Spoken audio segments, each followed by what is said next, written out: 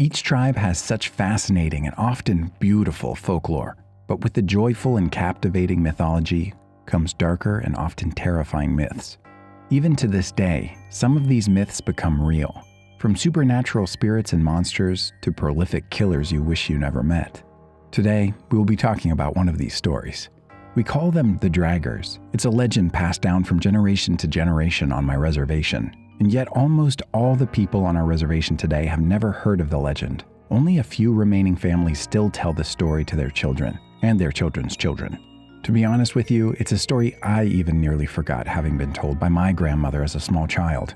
I hadn't heard the story told again until I went searching for it in my late 30s after experiencing the most horrific moment of my life.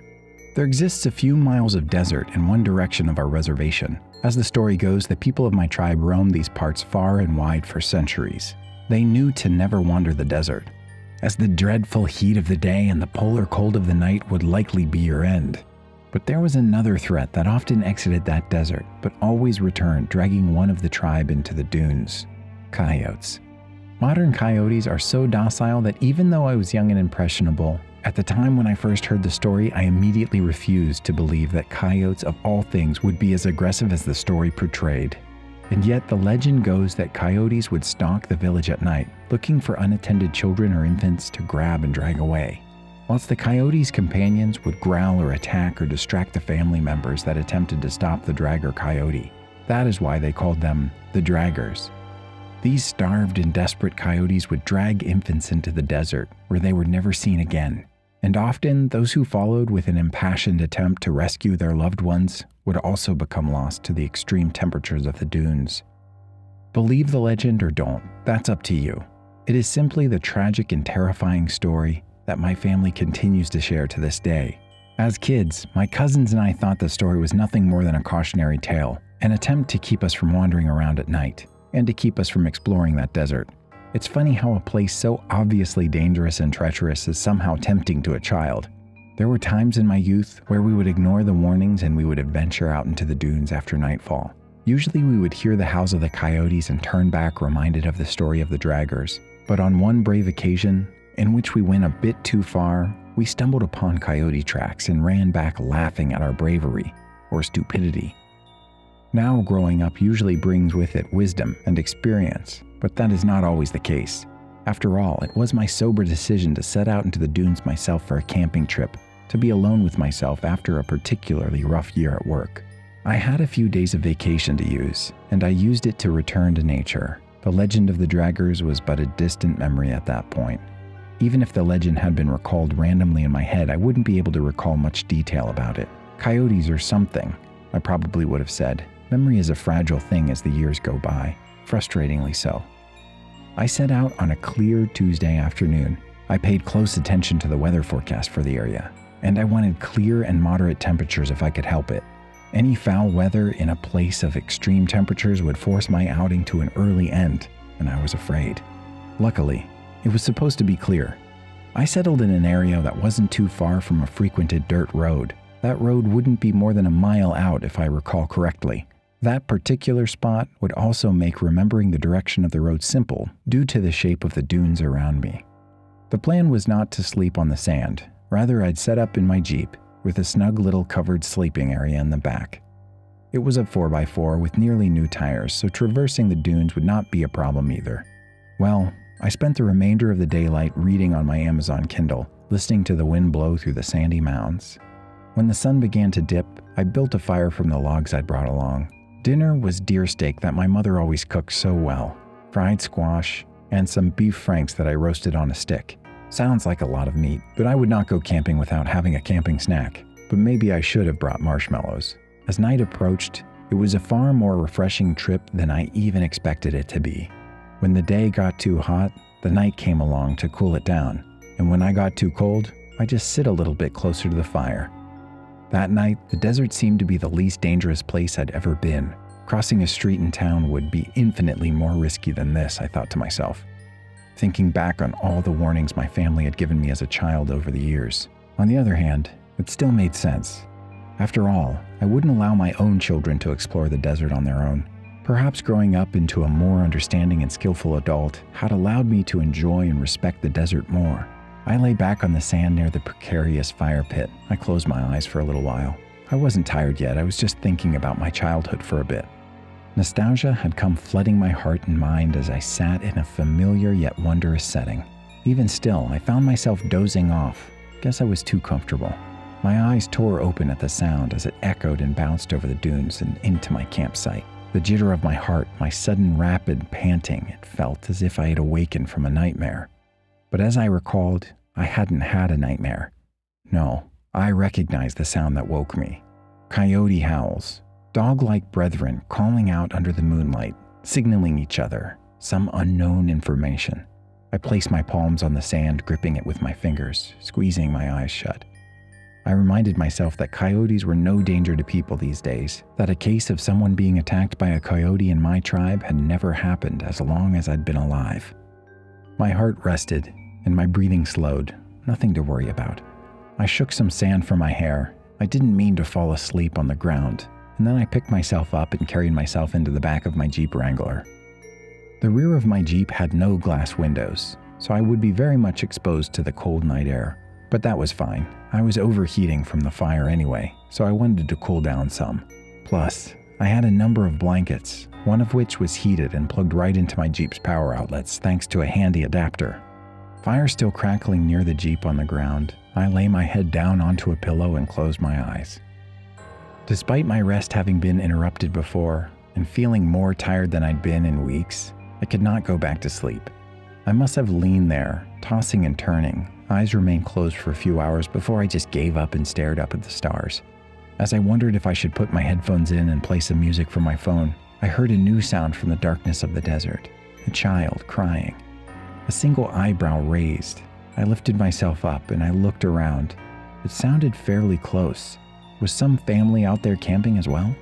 The crying didn't stop. Instead, it drew closer, ever so slowly, as the sound of the coyotes roared around it. As the minutes ticked past and I began to grow annoyed by the unwanted chorus of the night, I made a startling discovery. The crying came from the same direction and slowly seemed to approach. The coyote howls were steadily converging, fusing together behind the sounds of the child's cry. I stared into darkness toward the direction of the sounds until maybe 20 minutes later. They all had combined into one harmonious sound of layered voices. Many coyote howls, one child's cry, all coming closer by the second.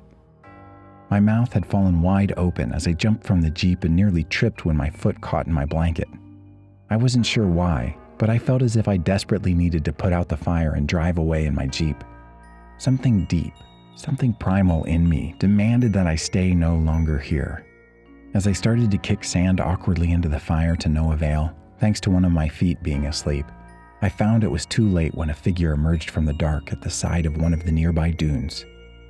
I saw paws, first 4 paws, leaving slow, deliberate tracks in the sand beneath it as it traversed down the steep mound. It seemed to be approaching the fire, and I was happy that it didn't seem too interested in me. But I had never heard of wildlife approaching a person next to a fire without any caution. I thought to myself, shouldn't it be scared of the flames? Scared of a human? Taking a step back, I kept a distance from the coyote. As it approached my campsite at a frustratingly slow speed, it took another minute or two just to reveal the rest of itself into the light of the campfire.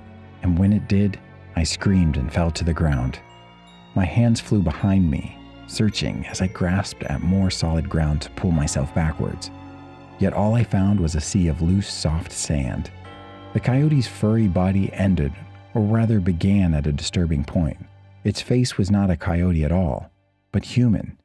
Specifically, its face was that of a newborn baby, yet the bottom half was still the lower jaw of a coyote. The human face seemed to replace the top half of the head and snout where the nose and eyes would be.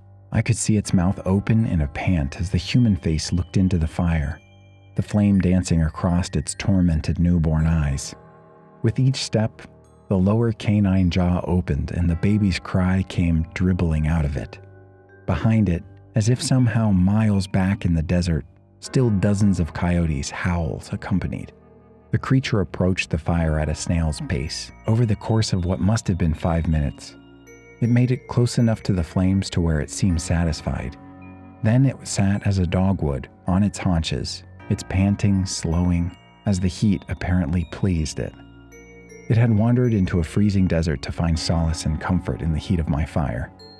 I soon remembered that I was still struggling to make sense of the situation from my position on the ground.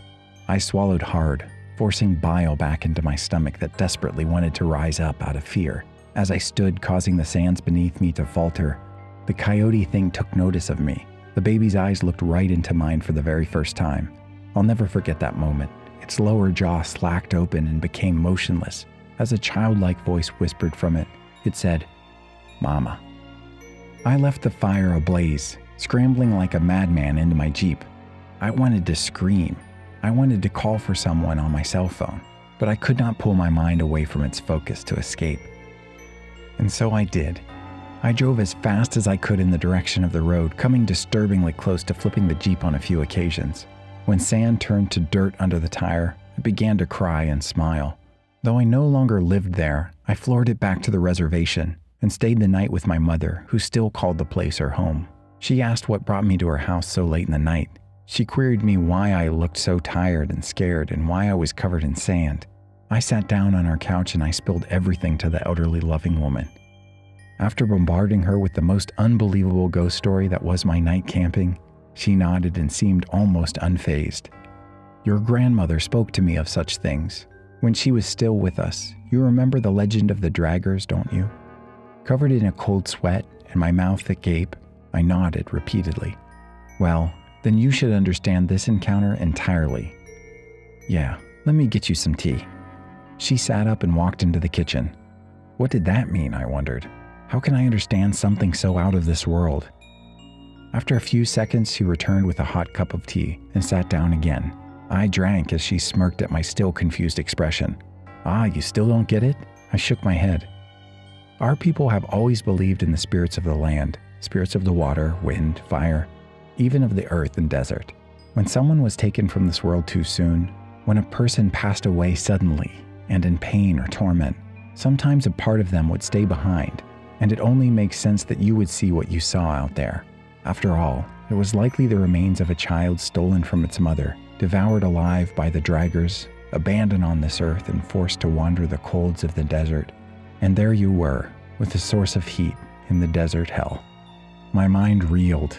She made my crazy story sound sane, even poetic, and it actually made sense. My fear began to wane and the feeling of deep sadness replaced it.